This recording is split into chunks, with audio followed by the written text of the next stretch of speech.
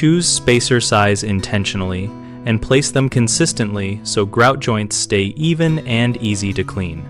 For a kitchen floor, start by deciding the joint width based on tile size and material. For large format porcelain, choose wider joints like 3 to 5 millimeters for movement, and for small ceramic tiles, 1 to 2 millimeters can look crisp. Use rigid plastic or reusable T-spacers for square layouts and wedge or leveling spacers for uneven tiles to maintain a flat plane. Leveling systems clamp adjoining tiles and prevent lippage, while spacers only control gap width.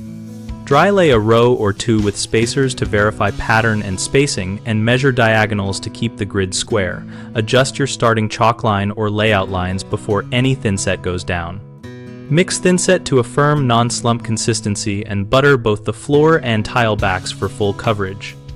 Press tiles into place, seating them so the spacer sits fully at the corner or edge and does not float up. Check alignment frequently with a straight edge and a 4-foot level to catch drift early, and reset any tiles within the open working time of the mortar. Remove large leveling clips after the mortar sets to the manufacturer recommended time, and pull out simple plastic spacers once the mortar is thumbprint firm, but before final curing so they do not trap moisture or interfere with grout.